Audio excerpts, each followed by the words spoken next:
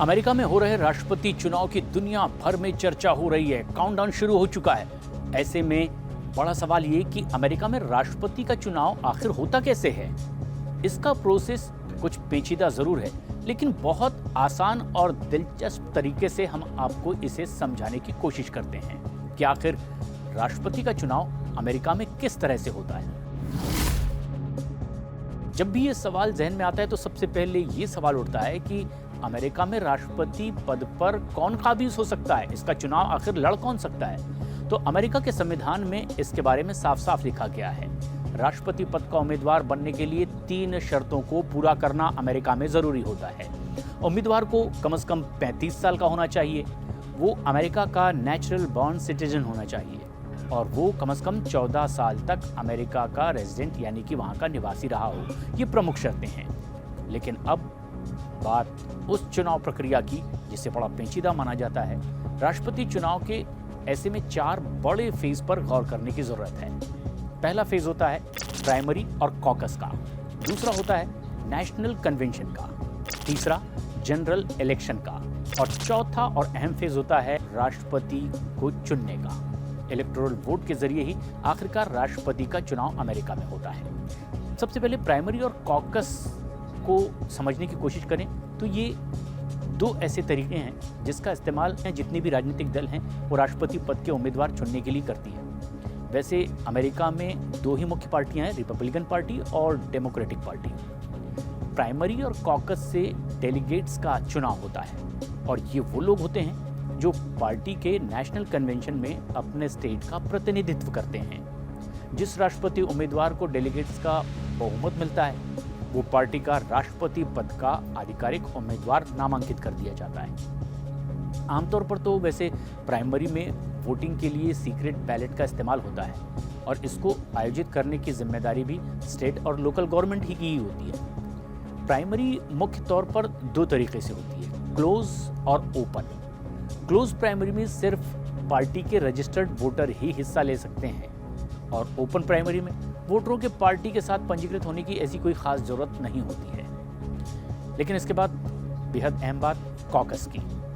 तो ये एक प्राइवेट मीटिंग्स की तरह होती है जिसका आयोजन पॉलिटिकल पार्टीज करती हैं। इनको काउंटी या फिर डिस्ट्रिक्ट जैसी किसी लेवल पर भी आयोजित किया जाता है। अक्सर होता यह है कि कॉकस में हिस्सा लेने वाले लोग अपनी पसंद के उम्मीदवार के हिसाब से खुद को ग्रुप्स में खुद बांट लेते हैं और हर ग्रुप स्पीच भी देता है, दूसरों को अपनी स्पीच के जरिए प्रभावित करने की कोशिश करता है ताकि वो अपने ग्रुप में शामिल कर सके। और इसके बाद ये ग्रुप डेलीगेट्स का चुनाव करते हैं। पार्टी डेलीगेट्स स्लॉट की कुछ संख्या ऐसे लोगों की भी होती है जो रिजर्व रखी जाती है, जो सामान्य तौर पर किसी उम्मीदवार विशेष के लिए बाध्य नहीं होती। इन लोगों को कहा जाता है सुपर डेलीगेट्स।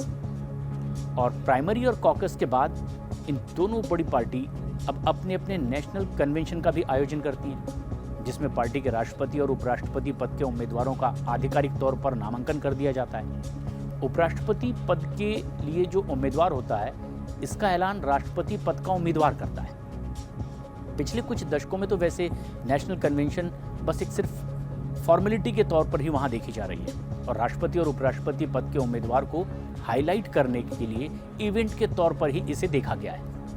लेकिन एक बात बहुत खास है, प्राइमरी और कॉकस के दौरान अगर कोई साफ तौर पर उम्मीदवारों के साथ उभर कर नाम सामने नहीं आता है तो उम्मीदवारों के नामांकन के लिए नेशनल कन्वेंशन में एक या फिर कई चरणों में वोटिंग की भी जरूरत पड़ जाएगी अगर एक नाम फाइनल नहीं हुआ। ऐसे में सामान्य तौर पर तो पहले चरण में ही उम्मीदवारों के बाध्य डेलीगेट्स वोट कर देते हैं और नाम तय कर लेते हैं।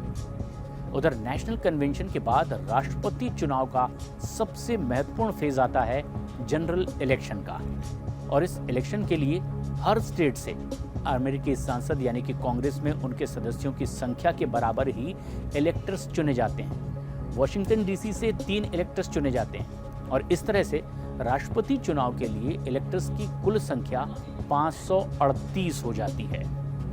वैसे किसी भी उम्मीदवार को अमेरिका का राष्ट्रपति बनने के लिए कम से कम 270 इलेक्टर्स की वोट की जरूरत होती है। यहाँ इलेक्टर्स के ग्रुप को इलेक्टोरल कॉलेज भी कहा जाता है। इलेक्टर्स का चुना जाना भी 2 चरणों में प्रक्रिया को आगे बढ़ाता है। पहले तो हर राज्य में पॉलिटिकल पार्टी संभावित इलेक्टर्स के लिए नामांकन करती है और इसके बाद जनरल इलेक्शन के दौरान हर राज्य में वोटर इलेक्टर्स चुनने के लिए वोट कर देते हैं। राष्ट्रपति पद के लिए उम्मीदवार के लिए जिस तरह से इलेक्टर्स ने वोट किया, इसका डिस्ट्रीब्यूशन भी होता है।